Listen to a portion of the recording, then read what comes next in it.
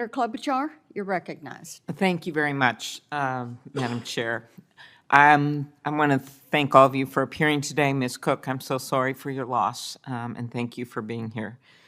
I'm a former prosecutor. I've spent a lot of time since I got here trying to focus on some of the issues that Senator Blackburn just discussed with cargo that we think could be helpful, but also on helping to fund local police. I think that's a lot of the answer here. And my state has had its share of tragedies this summer. First, the assassination of my friend Melissa Hortman and her husband, and then, of course, Annunciation Church, where these kids were gunned down during Mass through stained glass window.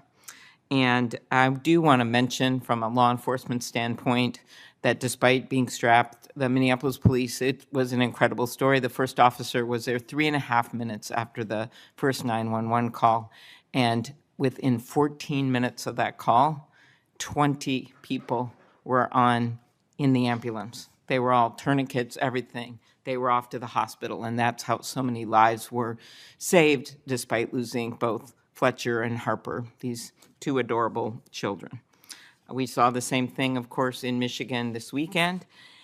And so that leads me to a few answers here. One is how we support local law enforcement. Mr. Pemberton, if you want to talk about local law enforcement funding and better equipment and anything that we can do on a local basis for the local police. To me, that's part of the answer here. Funding is critical. Obviously, as I said in my testimony, and as I've been saying throughout this hearing, the staffing levels are paramount, and we have to find a way to get those staffing levels back to where they need to be. But outside of that, particularly in the District of Columbia, our facilities are just in deplorable condition. The stations are they need tons of work. The locker rooms are moldy. The bathrooms are non-functional. The parking lots are not in good shape. We need more vehicles. We need more take-home vehicles. We need more ballistic armor. There are all kinds of things we can do to make sure that our members are properly staffed, that they have clean and healthy facilities, and that they have the proper training to go out and do their job. And do you think that would help with retirement, there's too much retirement, recruitment and retaining when it comes to officers, and what else do you think would be helpful? Of course, we face this with the Capitol Police.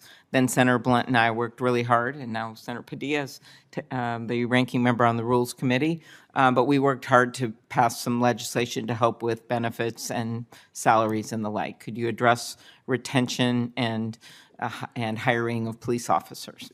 Yeah, obviously it's competitive now because there are significantly fewer people applying for the job of police officer than there were, say, 5 or 6 years ago. And so all of these agencies are now competing for the same smaller pool of candidates. It's much harder to get them in the door. So anything we can do to deal with salaries and benefits and retirement packages, that's paramount. But as you mentioned before, also having these facilities that are top-notch and having the proper tools, that's also a big deal. And that would include unfreezing federal funding or getting federal funding to local police departments? Absolutely, yes, ma'am. Okay, thank you.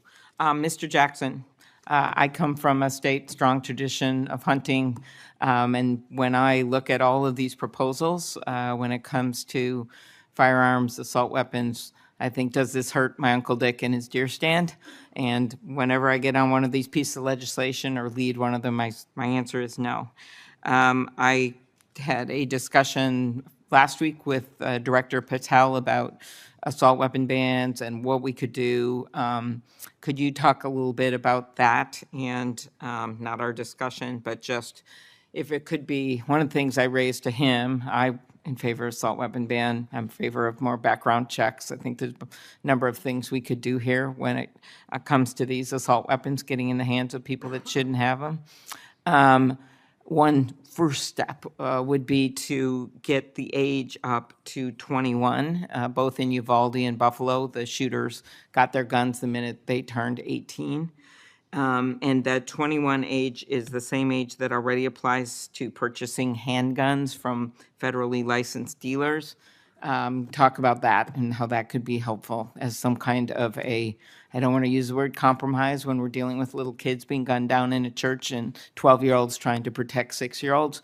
but talk about that as one solution in addition to, of course, background checks, assault weapon ban in general. Yeah, I think that's a really important step to make sure we keep guns out of the hands of our youth. One of the witnesses earlier showed a picture of young men with firearms in Tennessee, and there's no minimum age to purchase there. And that's a big issue. And so we can't just demonize some youth and celebrate others for buying guns at such a young age, recognizing that gun violence is the #1 cause of death and youth in our country. And I also will say, even before we go there, there's a lot more low-hanging fruit.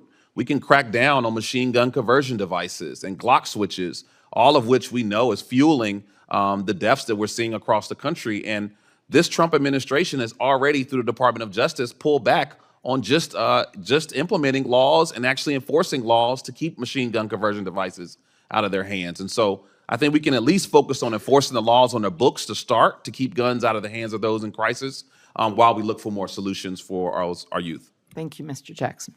Thank you, Senator Klobuchar.